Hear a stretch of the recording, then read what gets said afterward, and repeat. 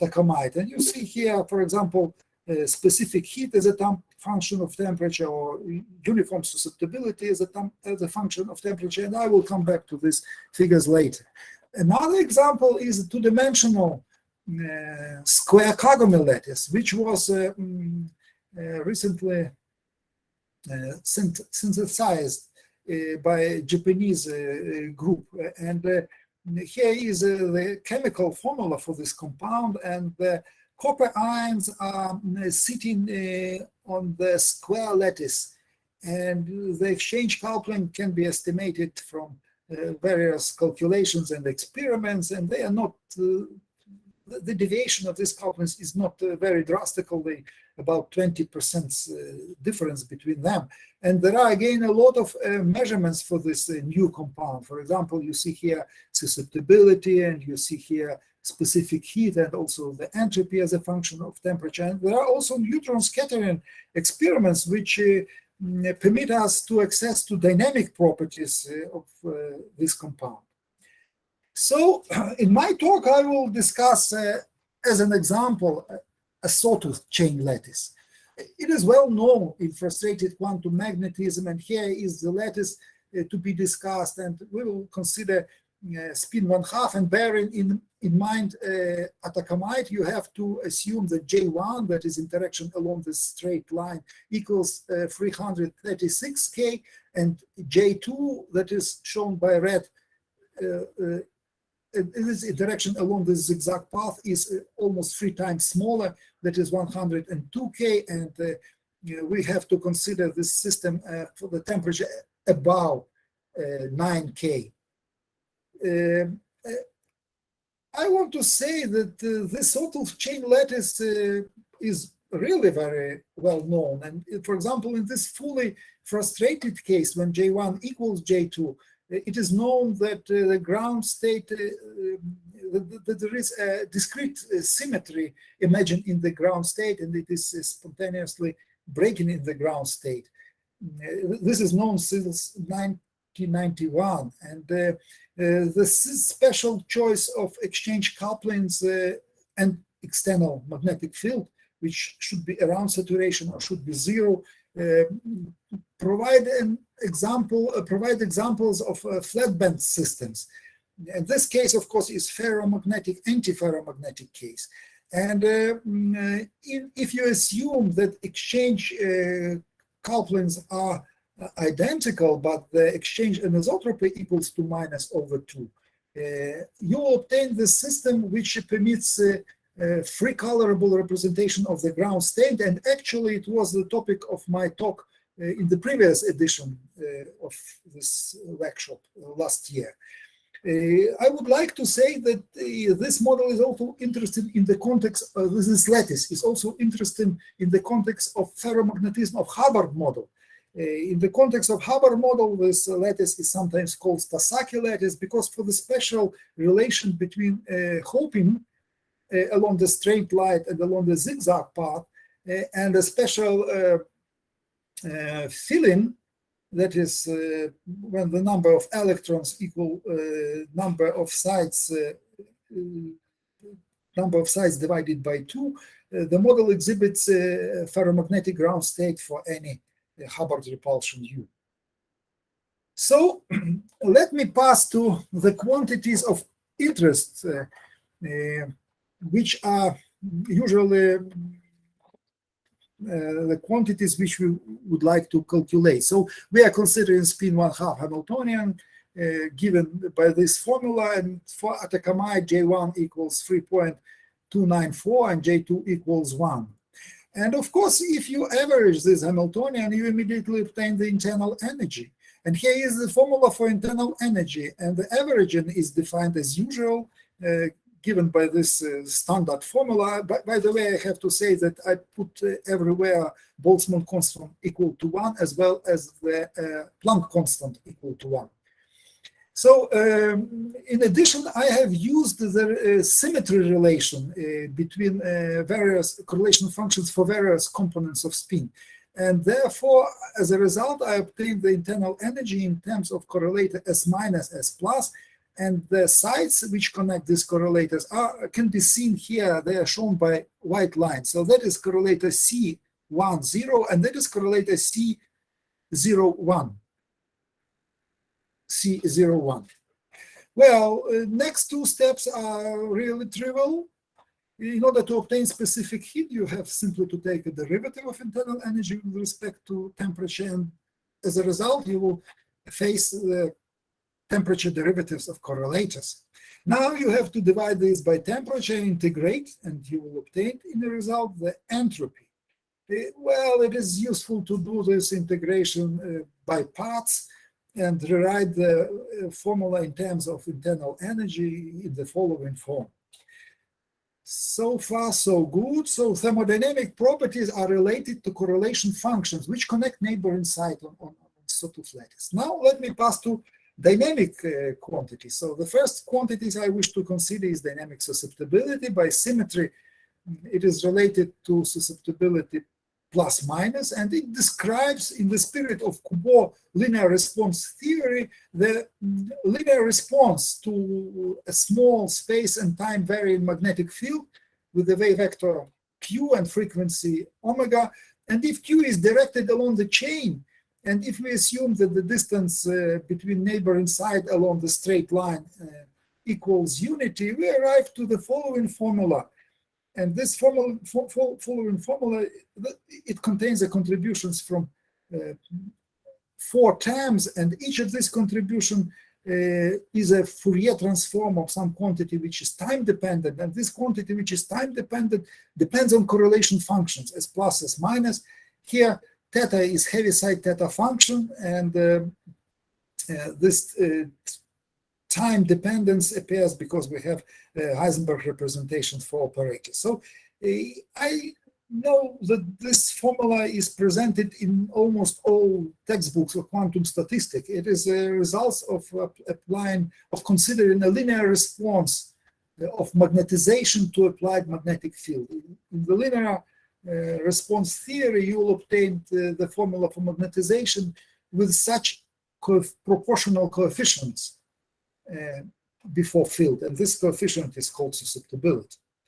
So another dynamic quantities which can be measured is the dynamic structure factor. It can be probed by neutron scattering.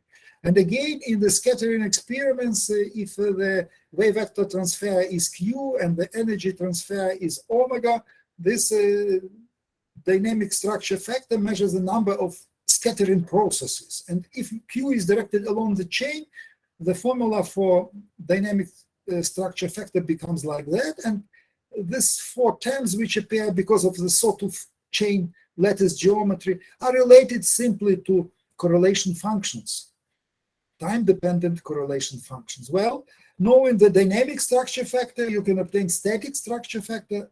This is also accessible quantity in elastic neutron scattering experiment.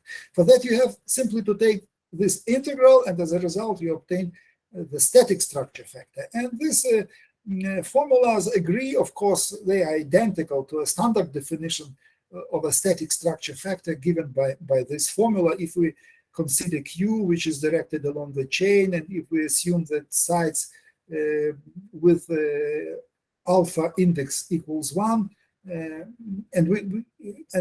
for the sites with alpha index equal 2, we have to replace j by j plus 1/2 in the exponent. So my main message is that a set of thermodynamic and dynamic quantities can be obtained if we know time-dependent correlation function. For thermodynamic, in fact, we need only equal time correlation functions, but for dynamic quantities, we need different time correlation functions or time-dependent correlation functions. And now let me introduce the Green functions, which can give you the required correlation function. In fact, the Green function is the susceptibility taken with sign minus, but here is a formal definition. So that is a Green function in a frequency representation. It appears after taking this integral, and that is the Green function in the time representation, and it is actually related to correlation functions, but Here you see a commutator, and here you see a theta function. And this is the so-called the retarded Green function. And the operators which are used to construct these Green functions are obtained simply by Fourier transformation, which is determined by this formula of local spin operators. Well, it is clear that Green function gives you immediately dynamic susceptibility. You have simply multiplied it by -1. But there are more important relation of Green function and time-dependent correlation function. And this relation is called spectral theorem. It can be proved rather easily, and the proof can be found in all textbooks on quantum statistics. So you can see that in the left-hand side, you have time-dependent correlation functions, and you have integral with respect to frequency, and here you have Green functions, but you have here Green functions which are shifted to a complex plane, upper and lower complex plane. That is in order to, because of this theta function, which controls this term retarded. And if you take this Fourier transform, you obtain something which is dependent on temperature, and this quantity is related to commutator, which is present in definition of Green function. So if you know Green function, you immediately obtain time-dependent correlation functions. And now you have, in particular, the dynamic structure factor. The dynamic structure factor is simply a Fourier transform with respect to time of this correlation function. And the formula appears trivially. And knowing time-dependent, knowing frequency-dependent structure factor, you know, static structure factor. And remember, we need equal time correlation function. That is also very easy. You have simply to put here t equals 0. And in this case, you obtain a correlation function, which is Fourier transform of the correlation function in real space. So we have to make an inverse Fourier transformation. And in thermodynamic limit, the sum over Q should be replaced by the integral, and you obtain the quantities which are correlators in real space. In particular, if you assume here beta and alpha equals 1, you obtain what we call C sub 1, 0, and setting alpha equal 1 and beta equal 2 and L equal 1, we obtain C sub 0, 1, which were present in the formula for internal energy. So now the problem is how to find the Green functions, which are so useful. Unfortunately, here the problems appear. So there are no good methods to find a Green double time temperature dependent Green function. So the standard way is to write equations of motion for this function, and then you have to rewrite or make some approximation in this equation of motion in order to obtain a closed set of equations. So let me show you what happens if we write equation of motion. For that, you have to take a derivative with respect to time of the definition. There are two places in which time enters. So you have here in Heaviside function, theta function, step function, and you have another place that is dependence of this operator as plus as minus, and therefore you have two terms. And the first one is proportional to delta function, of course, and the second term contains a derivative which should be calculated. You know that this derivative with respect to time is calculated by calculating the commutators of this operator with the Hamiltonian, and for that you need the algebra of of spin 1/2 operators, and applying all this machinery, but it is rather straightforward. You obtain this term in terms again of correlation or spin operators dependent on time, but the equation is not closed. You obtain here higher order Green function, but for ferromagnet it is enough. You have to introduce the following approximation: Sz multiplied by S plus, which appears in the right in the second term, you have to replace by Sz, and that is so-called couplical decoupling, and it results already in a closed equation for Green function, and then you can obtain all equations in the so-called random phase approximation. But this doesn't work for the case at hand, because as z equals 0, and this term simply drops out. So let us take the second derivative following Kondo and Yamaji, and after taking the second derivative, you obtain more complicated expression. So again, two places where time enters. So the first term gives you something that is proportional to delta function, and another term is the second derivative of this operator S plus. Again, you have to calculate this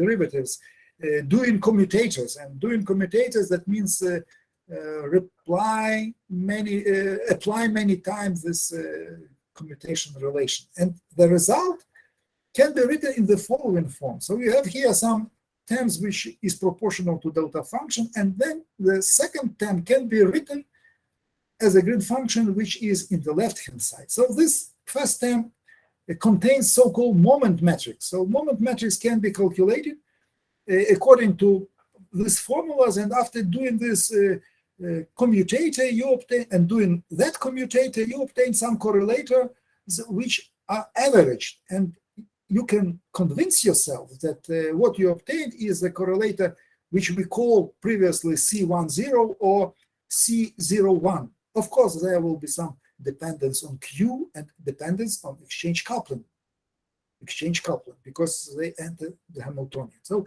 there is no problem with moment matrix. It can be written down explicitly. Concerning the second term, that is a frequency which contains a frequency matrix. So you have to do these tedious calculations with commutators, and more importantly, you have to introduce Kondo and Yamaji decoupling. What you obtain here will be the product of free operators, S minus, S plus, or SZ, SZ, S plus. And you have to make such a replacement. So you have to say that it is S plus multiplied by some coefficient, or S plus attached to another side multiplied by some coefficient. But these coefficients are actually correlation functions, which between these remaining sides. And in order to improve this decoupling, Kondo and Yamaji suggest to introduce a so-called vertex parameter, alpha. So therefore, it is alpha tilde, which is alpha, that is vertex parameter, some parameter to improve decoupling multiplied by correlator. Well, now we have, instead of 2 correlators, 5 correlators, 3 more correlators, which appears after taking these commutators, will connect the sites which are next nearest neighbors. And you can see this in this picture for lattice. They are shown by white lines. So here is C20, here is C11, and here is C02. That is correlation function which connect such two sites. Well, and here is the formula for component of frequency matrix. Again, it contains only correlators, it contains only exchange couplings, and of course there is dependence on Q. So we arrive at the following 2 times 2 equation for green function, which is closed, although it contains some parameters which are unknown. But we can easily solve this, and here is the result, and that is the green function in Kondo-Yamaji approximation. So this form is a typical form which appears after Kondo-Yamaji approximation, or typical form of rotation-invariant green function. So in nominator, you have something that is connected to frequency matrix and the moment matrix, and also to eigenvalues of frequency matrix, F plus and F minus. You have 2 eigenvalues because matrix is 2 times 2. And in denominator, you have again these eigenvalues, which can be written down explicitly of the frequency matrix. Well, I want to explain you on a simple example what we have done. So in our case, we have a spin system on a sawtooth lattice, but let us consider a simpler case when you have non-interacting bosons on a lattice. In a Hamiltonian of non-interacting bosons is given by the following formula, and since they are bosons, the commutation relations are very simple. So you have a result of commutation, you have a number. And we can introduce Green function like we did in the case of spin system, and we can write the equation of motion for them. But in this case, the equation of motion is closed. If you take the first derivative, you immediately obtain in the left-hand side again the Green function, which is in the left-hand side. And here is a solution of that equation. But we take the second derivative. Well, you can do this in this case too. And after taking the second derivative, you obtain the following result for the Green function. Of course, it is identical to what I showed in the previous transparency. But from this form, you can have an idea how this Kondo-Yamaji approximation is constructed. There is no frequency in numerator because this term was proportional to Sz. And since we have rotation invariance in spin space, it was equal to 0, and there was no such term. But there was something instead of energy of bosons in the denominator, which we called moment matrix. And in the denominator, we have eigenvalues of frequency matrix. Of course, we can calculate various quantities for non-interacting boson on lattice, and you immediately recognize the Bose-Einstein distribution. That is just the static correlation or equal time correlation function, which follows from the introduced Green function.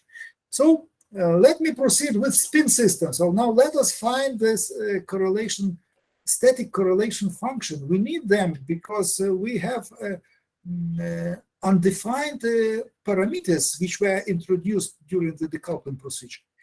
A Green function can be written in the following formula. So that is simple transformation. And after that, the piece which enters the formula in the spectral theorem, so this part, can be written in terms of delta function. That is well-known formula, Sochotsky-Plemel formula. And as a result, you can do this integral and obtain the final result for this correlator. But we need a correlator in real space. For that, you have to take the Fourier transform and obtain the desired correlator. So in fact, we have 5 correlators, and here is the equation for them. C sub 0 is given by this formula, C0 sub 01 is given by this formula, C sub 20 is given by that formula, and you have 5 equations. But remember that we have spin rotation symmetry. That means that Sz equals to 0, but this gives us 2 more equations, because that means that such a correlator should be equal to 1/2.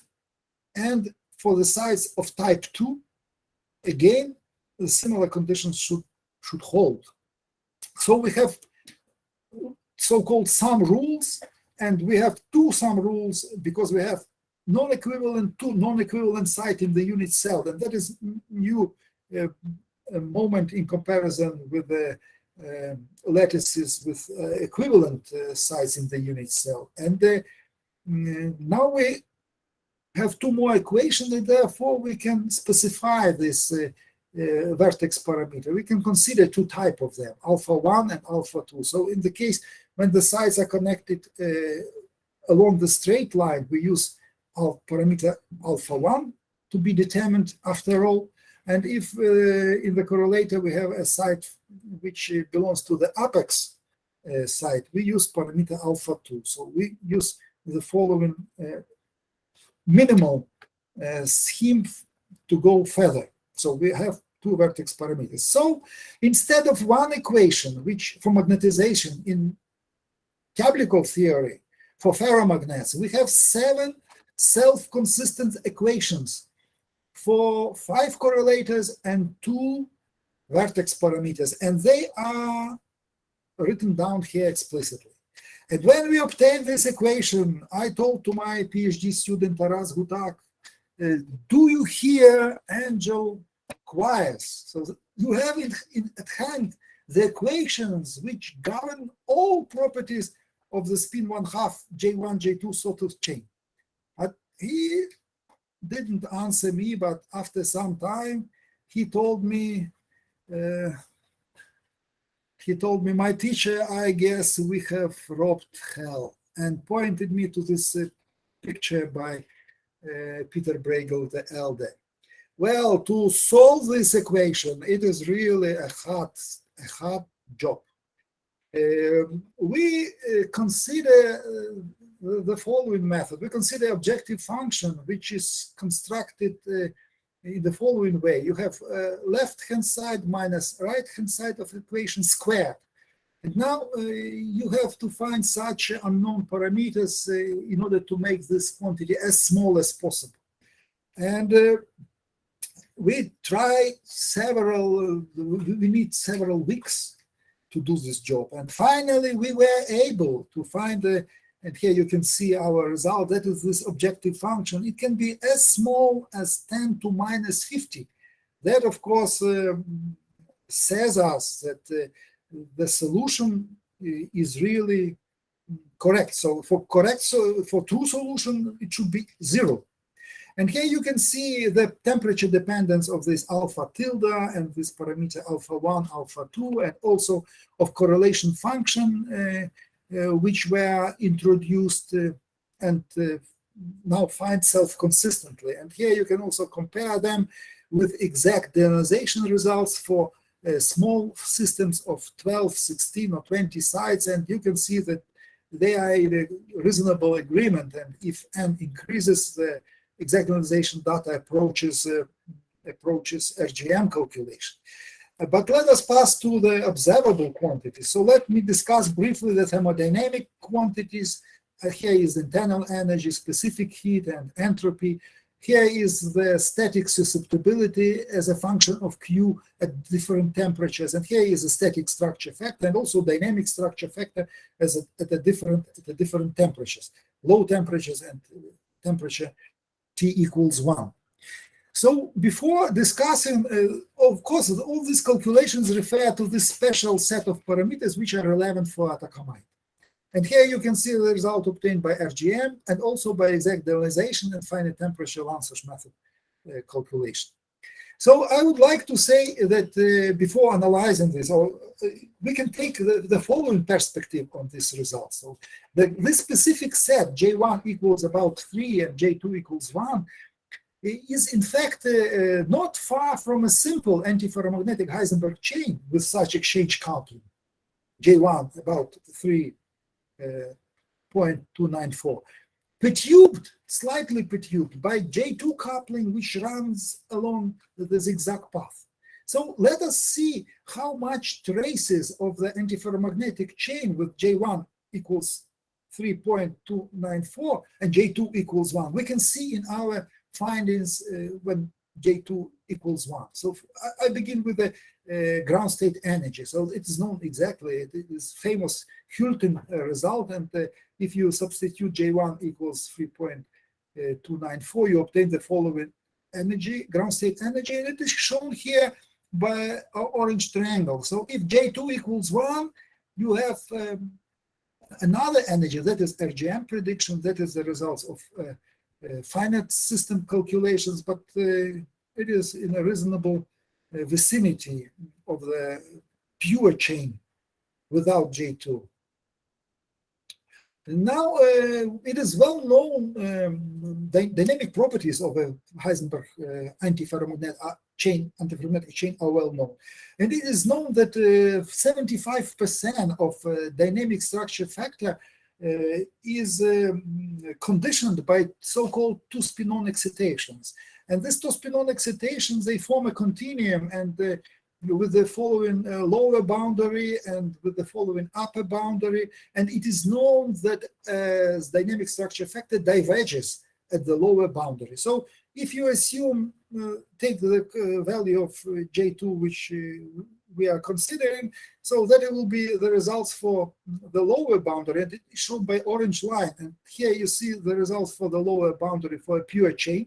And if you perturb the pure chain by zigzag perturbation with the strength J2, you obtain not far from this result, and this quantity achieves here very huge values, as similar as to the simple chain. So in to them. In the case when you have sawtooth chain, you have another branch which appears at much lower frequencies, and this low energy scale is coming from J2, which now is become non-zero. Well, we can discuss also the specific heat of the spin 1/2 antiferromagnetic Heisenberg chain, and it is shown by orange line. And here it simply coincides with the exact ionization results with this high temperature property. Well, you see that RGM is not as good as we may expect, but in the case when J2 is equals 1, another energy scale appears, and this scale cannot, of course, be predicted by simple chain, and this scale is seen here by another peak of the specific heat at lower temperature. Well, the position of the peak is not in a pretty well agreement with the prediction of finite temperature calculations, but in general, the prediction of two energy scale can be easily seen in the RGM calculations, although we are not in position to predict precise values for these quantities. However, this exact realization calculation has also the problems because this is time-dependent quantity. So now let me also say a few words about entropy and susceptibility. So you see that in the case when J2 equals 0, the entropy consists of the entropy of chain, however, with number of sides 2 times smaller than the number of sides in the initial state, plus the entropy contribution from free spins which do not enter the Hamiltonian but are present in the partition function. And this entropy is simply log of 2, and the number of the spin is half of the number of sides in the initial states. That means that in the ground state, we should have a residual ground state entropy of such a value in the case when J2 equals 0. And you see some traces of this ground state residual entropy, which obviously vanishes when J2 becomes 1. So another exchange interaction appears, and of course entropy goes to zeros according to the third law of thermodynamics.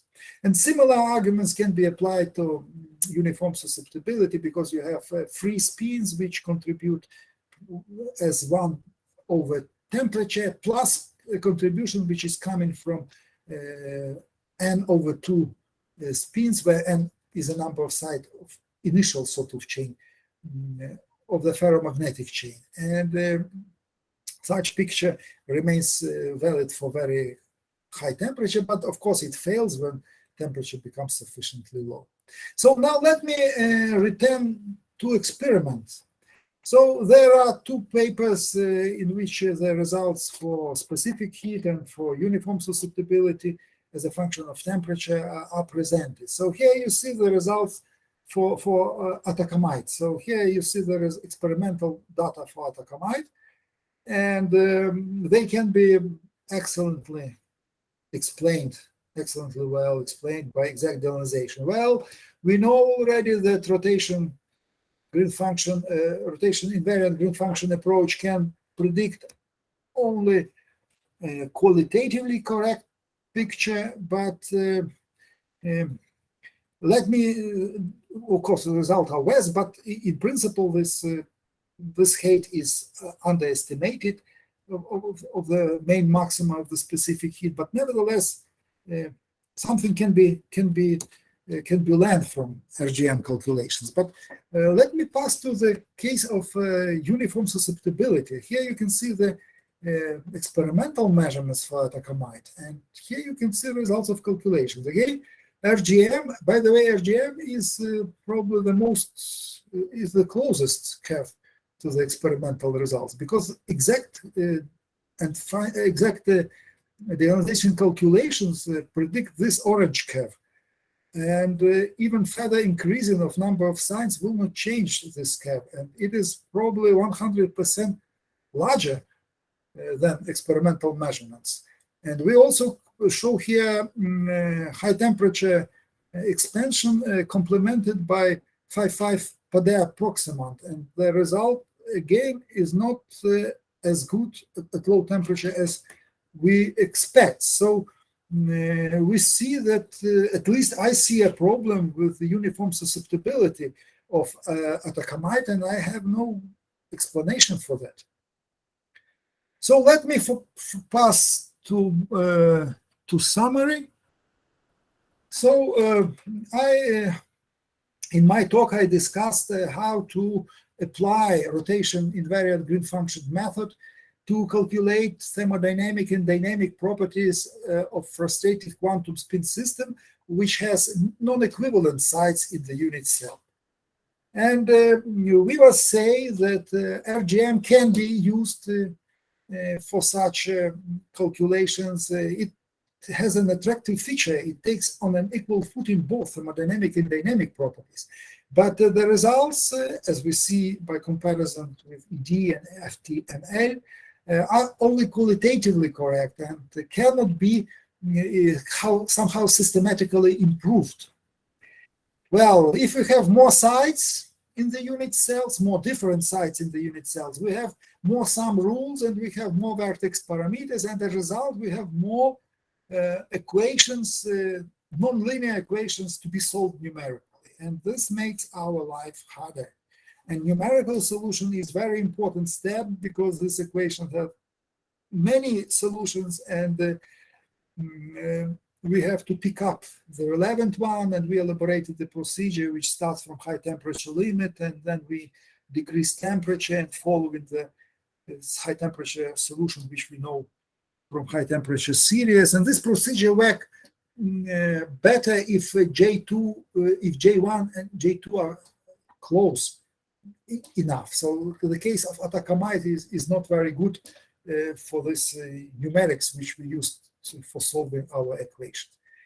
Here is the second transparency with my conclusion. So concerning atacamite, of course atacamite is not as interesting as, for example, strontium copper borate, which was discussed yesterday by Andreas. The exchange coupling constant in atacamite are close to the simple chain limit, which is only slightly perturbed by extra interaction J2, which is running along zigzag path. So we know that by applying pressure, we can move the set permitted probably closer to this fully frustrated point when J1 equals J2. But I have no idea whether such studies are possible for atacamite. So, of course, in the case of one-dimensional system, application of RGM may look rather artificial. So, in fact, we have simply to check the gun using the one-dimensional case. Of course, for one dimension, you can do dense DMRG calculation and you obtain a reliable result without any problem. But in the case of two-dimension, and especially in three-dimensional case, you have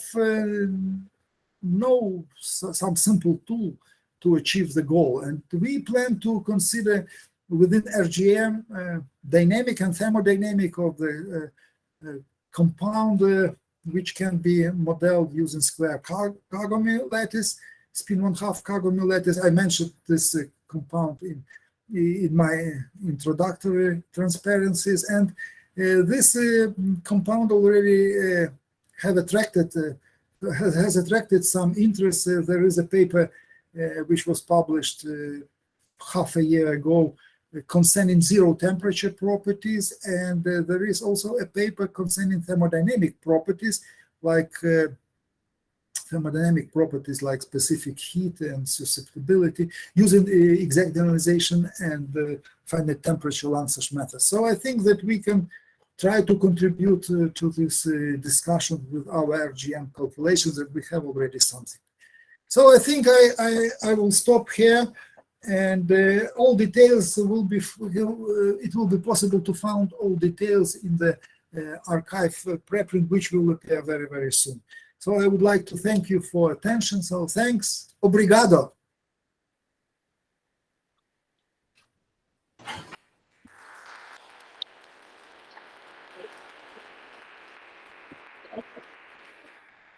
Thank you for a very nice talk. The talk is now open for questions and comments. Please, the online participants, raise your hand if you have any comments, and the audience. Do we have some questions? Maybe in the meantime, I will have two short questions. First is the question as a technical.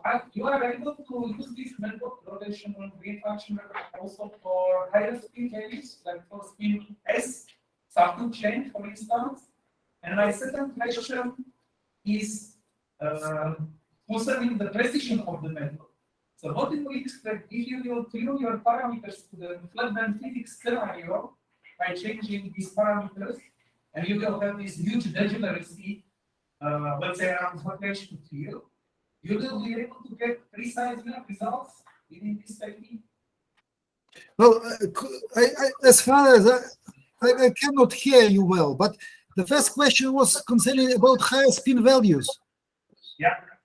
Well, that is possible to do, and it was extended for spin values larger than 3.5, so no problem.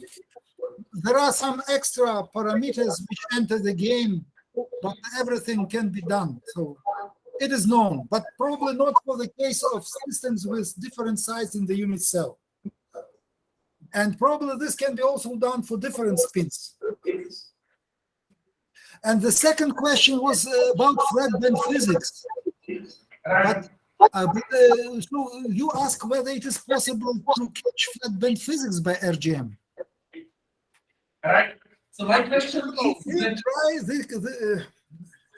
at the moment, I do not have an answer to your question, but we make some attempt to consider this chain, this ferromagnetic, antiferromagnetic chain using RGM, because the equation which we have obtained can be applied to this case as well. So you have simply to take J1 1/2 and J2 -1, and you have to solve equation and obtain all observable quantities. Unfortunately, until now, we cannot solve at sufficiently low temperatures. So the set of equation stop, and we cannot solve it. That is a special procedure. Probably we have to invent some other procedure for numerical solution. At the moment, we have only high temperature physics, which is of course not very interesting, because this flat band physics can be seen at low temperatures only, or in ground state at low temperatures, but we were not able to go to sufficiently low temperatures. But we probably will think about this. So at least in this case, it is possible to seek for an answer to your question. And in the case of Kagome lattice and the pyrochlore lattice, they were considered by RGM, but at zero magnetic field. And in that cases, flat band physics emerges when you have a fields around the saturation. And that model were not considered in that strong field regime. So in fact, no results for flat band physics using RGM until now. Okay, thank you very much. I see that Andreas has some questions, so please unmute yourself, Andreas.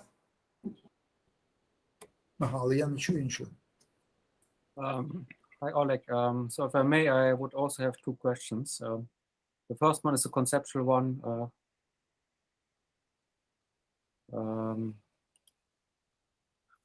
Concerning the method. So I had a bit of feeling that is reminiscent of the mean field theory. The question is, but you were not satisfied at the quantitative level with results. So the question is, do you have a small parameter that is controlling the accuracy of the approximation, or is that that decoupling that you're doing, is it a bit ad hoc? That would be the first question. Yes, you are right. So, well, it is in a spirit of mean field, but even if you take this Tablikov approximation, it is already taken into account of some fluctuation. It is called random phase fluctuation. So if you take a random phase approximation, if you take next time derivative and make this Kondo-Yamaji approximation, you again have the self-consistent theory that is similar to mean field theory, but you have in this self-consistent set of equation correlators, so it is more complicated than simple mean field theory. But concerning the small parameters, that is really a very weak point of the method. So we, at the moment, I do not know some successful attempt to elaborate systematical way to calculate green function. So this is uncontrollable approximation. You make some decoupling only because you have an aim to obtain, to solve something and to obtain some results. So from this point of view, it is also looks like a mean field theory, but no small parameters and no other systematic procedure to improve our results step by step. You can make only uncontrollable decoupling. So that is a weak point, and we have to realize this from the very beginning. Okay, thanks for being frank about this. So if I may, I would have a second point, which might be more common than the question, but to the best of my knowledge, atacamite, so the substance, has a rather strong anisotropies for a spin 1/2 system. So that might play a role for the compound. And the question, if you want to, I don't know if you want to comment anything, say anything about anisotropies in atacamite. So, and how to possibly deal with them. Well, we used as an input this set of exchange constant, which we took from PRL paper by Heinze and co-authors. But okay, probably we have to take a closer look. I think there's actually rather strong field direction dependence. So I mean, if you measure the phase set on a magnetic field, I think they're strongly dependent on which direction you apply the field. Okay. By the way, I didn't touch here the case of magnetic field. It is also possible to include magnetic field into RGM calculation. But I think there's experimental evidence that is quite anisotropic. Okay, thanks. Okay, thank you very much. Are there any further questions or comments here from audience or from online participants? I don't see any, so let's thank Oleg once again. Okay, thank you very much. Obrigado. And after maybe 20 minutes, roughly in 20 minutes, we will continue with the second talk of this morning session. Obrigado. Stop sharing.